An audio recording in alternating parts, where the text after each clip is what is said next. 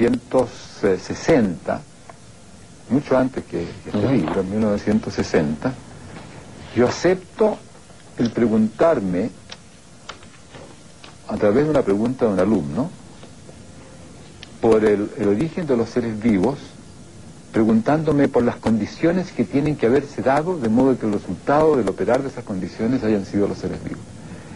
Y ese es un cambio fundamental en el pensar, porque no me estoy preguntando por el ser vivo como una cosa allí, sino que por qué tiene que pasar de modo que un resultado sea este ser vivo que está allí. Y eso implica un cambio de visión con respecto al explicar y con respecto al pensar del conocer. Aquí tengo el cuadro, el famoso cuadro de Escher, ¿no? Manos que dibujan. Claro. Creo que visualiza muy bien un poco a lo que estás apuntando. Es decir, el cambio de eje más importante aquí es, en el fondo, poner la objetividad entre paréntesis, si tú lo has dicho tú mismo. ¿Qué significa poner la objetividad entre paréntesis? Poner la objetividad entre paréntesis significa, me doy cuenta de que no puedo pretender tener acceso a una realidad independiente de mí, porque en la experiencia yo no sé si más tarde voy a visualizar la experiencia como un error o como una ilusión. O sea, en el momento en que yo vivo algo, yo no sé si después voy a decir me equivoqué o si fue una ilusión, porque la equivocación y la ilusión son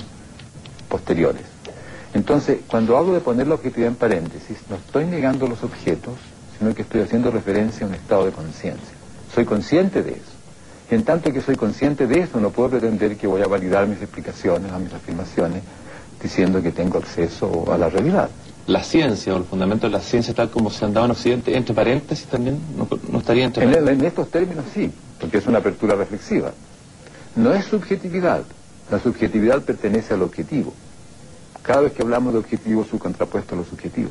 El paréntesis no niega el objeto, sino que permite preguntarse, ¿y cómo sé yo lo que digo que sé? ¿Qué fundamentos tengo para hacer esta afirmación? Admite la pregunta ¿cómo lo sabe? Sin que esa sea una ofensa. Entonces, cierto, permite reflexionar sobre la ciencia.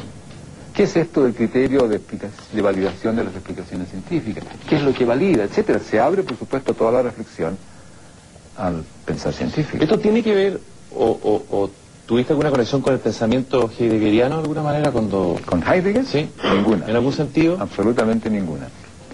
Él lo coloca también ahí hace en la filosofía, digamos.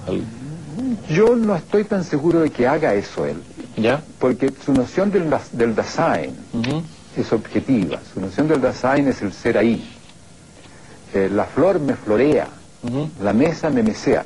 Y justamente lo que yo hago es mostrar que esa visión no tiene ningún sustento posible, porque yo no puedo decir nada sobre el en sí. No como una condición circunstancial, sino que intrínseca al fenómeno del conocer. Y esto no es una limitación, sino que es nuestra condición de existencia. Así que no tengo ningún fundamento en Heidegger. Si tengo alguna conexión filosófica fuera del trasfondo general, digamos, de lecturas que uno tiene. O sea, claro, yo pertenezco a mi tiempo, en el sentido de que estudié en el colegio filosofía, leí cosas de antropología, por supuesto que sí, o sea, yo no pensaba en el vacío. Pero si yo quisiera señalar alguna conexión filosófica sería con Nietzsche. Y con Nietzsche, en una, digamos, sintetizado en un pequeño relato que Nietzsche tiene en Así hablaba Zaratustra. Este es un libro poético maravilloso. Es una danza. Es una danza. Y tiene un pequeño relato que se llama La metamorfosis del espíritu. Y dice, el espíritu primero se transforma en camello. Y se pregunta, ¿qué es lo más pesado para llevarlo sobre mis espaldas y solazarme en mi fortaleza? Luego el espíritu se transforma en león. Y se pregunta, ¿qué es lo más terrible para enfrentarlo y solazarme en mi valor? Y por último, el espíritu se transforma en niño, y el niño es un primer movimiento. Y eso, para mí, sí que fue significativo, porque, por un lado, abre todo el espacio reflexivo. Es un inicio. No estás comprometido con ninguna teoría, con ninguna ideología. Y yo leí eso mientras estaba enfermo del pulmón con tuberculosis en un sanatorio de Putaendo. Y ahí estaba yo, si me salvaba, digamos, si no me moría, en el inicio. Y eso para mí fue, yo diría que si quiero alguna conexión con un filósofo, ahí está. Y en tu libro rescata siempre la ciencia, o la actitud, el temple científico frente al temple filosófico. ¿Cuál es tu desconfianza frente a la filosofía o al modo filosófico de conocer? No es que yo tenga desconfianza a la reflexión filosófica. Yo hago reflexión filosófica, así como hago reflexión científica. Pero yo pienso que hay dos clases fundamentales de teorías, que yo llamo teoría científica y teoría filosófica. No, la teoría es el constructo explicativo que uno propone. O sea, la reflexión filosófica no significa una teoría filosófica, es que yo miro los fundamentos de lo que hago. Eso significa la reflexión. Yo no puedo hacer filosofía pegado a la certidumbre, porque entonces no reflexiono. Y tampoco puedo hacer buena ciencia, por lo demás, pegado a la certidumbre. Bueno, yo pienso que hay dos clases fundamentales de teorías, según lo que tú conservas en el constructo teórico. Si conservas coherencia con la experiencia, haces teoría científica. Si conservas coherencias con principios, haces teoría filosófica. Si conservas coherencia con la experiencia y haces teoría científica, por lo tanto, los principios están para variar, no te apegas a ningún principio. Cambias los principios con toda facilidad. Pero si haces teoría filosófica y conservas principios, entonces lo que puede variar es la experiencia. Desdeñas la experiencia. Las experiencias que no satisfacen tus principios quedan desdeñadas. Entonces son dos caminos teóricos, digamos, dos teorizaciones muy diferentes.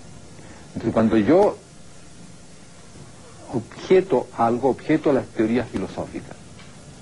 Y eso lo objeto porque te impide la reflexión. Tienes principio, el principio de esto, el principio de lo otro, el principio de lo más allá, y se acabó la reflexión. Y por lo demás los filósofos hablan de eso cuando hablan de ideología. En el fondo los filósofos cuando hablan de ideología están reconociendo lo que pasa cuando tú te apegas a lo... El peligro de la filosofía convertirse en ideología. Exactamente. El peligro de la filosofía de convertirse en ideología en el momento en que hace una teoría filosófica.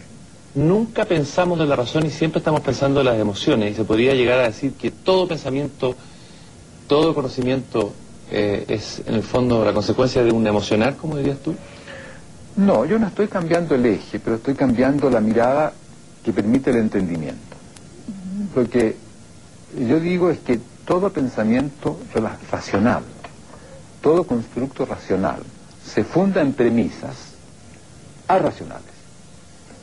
Premisas aceptadas desde la emoción.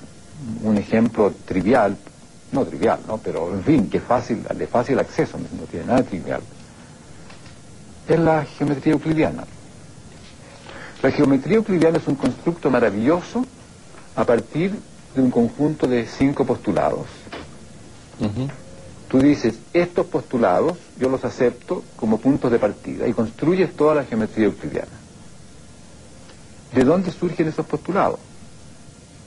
Bueno, de que a mí me gustan. Claro. De que yo he estado midiendo los campos y me doy cuenta de que, claro, esto funciona. Entonces esos postulados, y justamente se llaman postulados, son arracionables. Yo los propongo porque a mí me gustan, están aceptados desde la emoción. Entonces tú miras cualquier constructo teórico, cualquier constructo racional, siempre es así. Por eso digo yo que hay dos clases de desacuerdos. Uno, trivial, cuando es un desacuerdo lógico. Cuando dice, tú te equivocaste en la multiplicación, 2 por 2 no es 5, 2 por 2 es 4, y te puedo mostrar mostrando la operación multiplicación. Ese desacuerdo es trivial. Los desacuerdos lógicos no constituyen ningún problema. A lo más uno se pone colorado. Pero los desacuerdos que constituyen problemas son los que tienen que ver con las premisas fundamentales. Ahí nos enojamos. Nicanor Parra decía por ahí que las guerras de religiones eran caldos de cabezas contra caldos de cabeza.